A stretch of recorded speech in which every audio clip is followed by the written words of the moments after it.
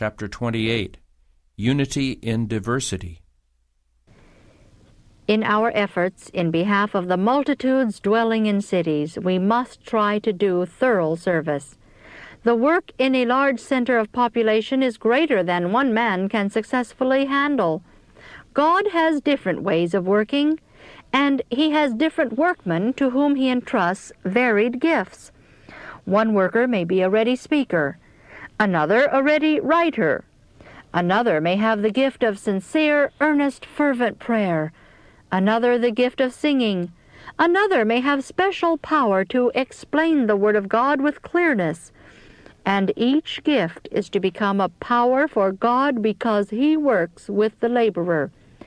To one God gives the word of wisdom, to another knowledge, to another faith, but all are to work under the same head. The diversity of gifts leads to a diversity of operations, but it is the same God which worketh all in all. See 1 Corinthians 12:6.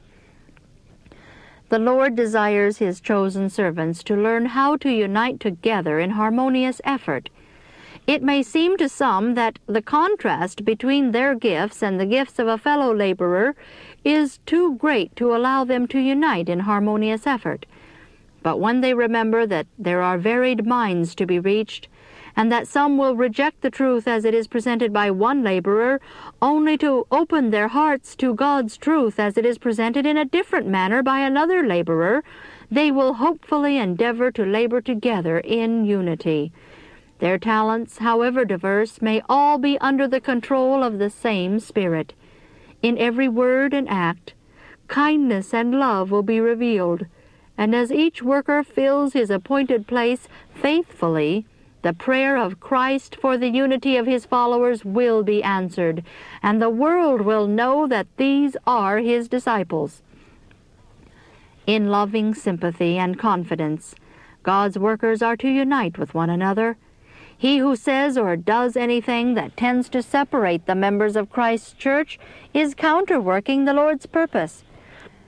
Wrangling and dissension in the church, the encouragement of suspicion and unbelief are dishonoring to Christ. God desires His servants to cultivate Christian affection for one another.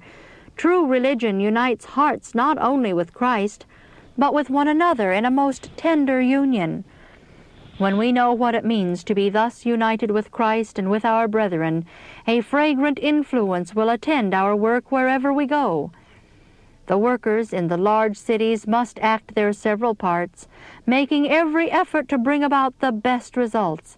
They are to talk faith and to act in such a way as to impress the people. They are not to narrow the work down to their own particular ideas. In the past, too much of this has been done by us as a people, and it has been a drawback to the success of the work. Let us remember that the Lord has different ways of working, that He has different workmen to whom He entrusts different gifts. We are to see His purpose in the sending of certain men to certain places.